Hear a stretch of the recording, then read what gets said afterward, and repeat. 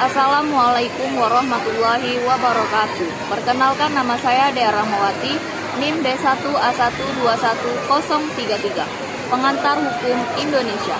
Pengantar Hukum Indonesia adalah mata kuliah yang mempelajari hukum positif yang berlaku secara khusus di Indonesia.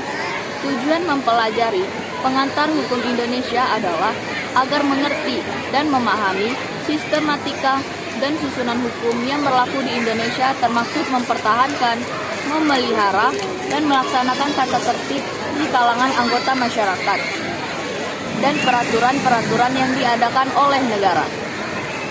Perbedaan pengantar hukum Indonesia dan pengantar ilmu hukum.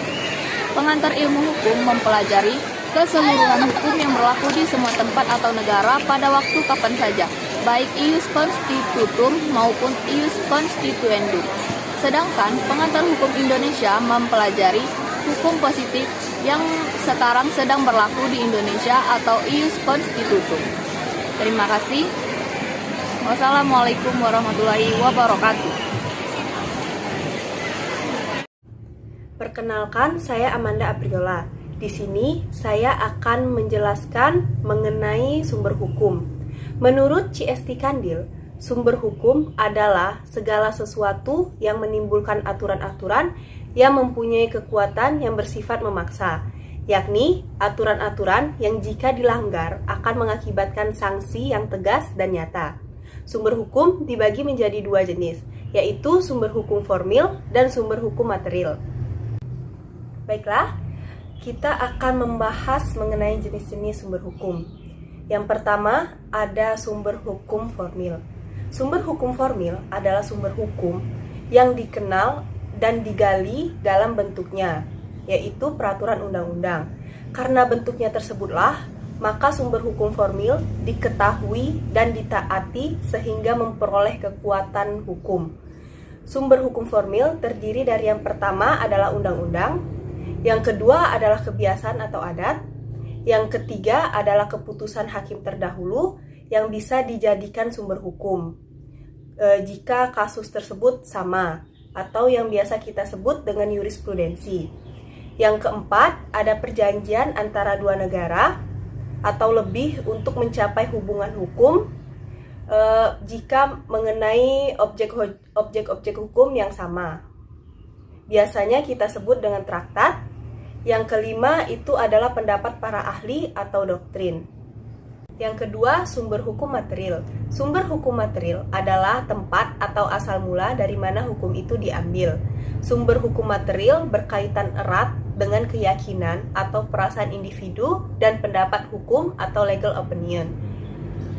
Sumber hukum material juga mempengaruhi pembentukan hukum, seperti pandangan hidup, hubungan sosial dan politik, corak, situasi ekonomi, peradaban agama dan budaya, serta letak geografis dan konfigurasi nasional. Nah, itulah pembahasan mengenai sumber-sumber hukum.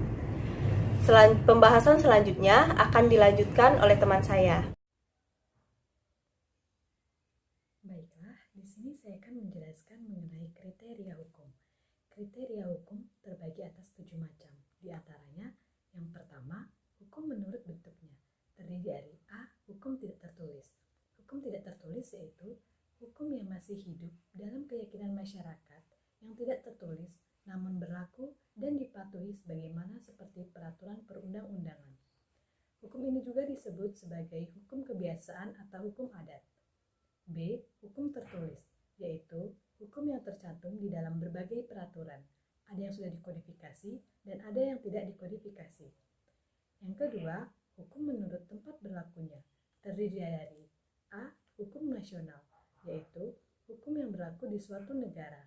B. Hukum internasional, yaitu hukum yang mengatur hubungan hukum dalam dunia internasional. C. Hukum asing, yaitu hukum yang berlaku di negara lain. D. Hukum gereja atau kanonik, yaitu kumpulan norma-norma yang ditetapkan oleh gereja untuk para anggota-anggotanya. E. Hukum Islam, yaitu hukum yang berlaku untuk orang-orang yang beragama Islam. Yang ketiga, hukum menurut waktu berlakunya. Terdiri dari A. ius constitutum atau hukum positif, yaitu hukum yang sedang berlaku sekarang dalam suatu masyarakat tertentu pada suatu negara tertentu. B. Ius constituendum, yaitu hukum yang dicita-citakan atau hukum yang berlaku di waktu yang akan datang. C. Hukum asasi atau hukum abadi, yaitu hukum yang berlaku dimanapun tanpa mengenal batas waktu dan berlaku di segala bangsa di dunia. Baiklah, saya Siti Meng Hamidah dengan NIMB 1A12038. Di sini saya akan membahas lanjutan materi dari Saudari Yohana Aprilia mengenai karakteristik hukum. Karakteristik hukum yang keempat yakni ada hukum menurut cara mempertahankannya. Hukum menurut cara mempertahankannya itu ada dua, yaitu hukum formal dan hukum material. Hukum formal ini disebut juga dengan hukum acara. Hukum formal ini merupakan hukum yang memuat peraturan-peraturan yang mengatur tentang bagaimana cara melaksanakan dan mempertahankan hukum substansial atau hukum material. Contohnya seperti hukum acara pidana, hukum acara perdata, dan hukum acara peradilan tata usaha negara. Sedangkan hukum material yaitu hukum yang memuat aturan-aturan yang mengatur kepentingan-kepentingan dan hubungan-hubungan yang berisi perintah dan larangan.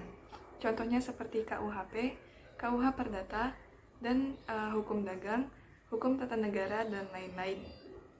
Kemudian yang kelima, hukum menurut sifatnya. Hukum menurut sifatnya ini ada dua, yaitu hukum imperatif atau hukum memaksa, dan yang kedua hukum fakultatif, yaitu hukum pelengkap atau hukum pengatur. Hukum imperatif ini adalah hukum yang dalam keadaan bagaimanapun harus diterapkan karena bersifat pemaksaan mutlak. Sedangkan hukum fakultatif ini merupakan hukum yang dapat dikesampingkan apabila orang-orang yang bersangkutan atau pihak-pihak yang bersangkutan telah membuat peraturan tersendiri dalam sebuah perjanjian. Kemudian hukum menurut wujudnya. Hukum menurut wujudnya itu ada dua, yaitu hukum objektif dan hukum subjektif. Hukum objektif ini adalah hukum dalam suatu negara atau dalam sebuah negara yang berlaku umum dan tidak mengenai seseorang atau golongan tertentu.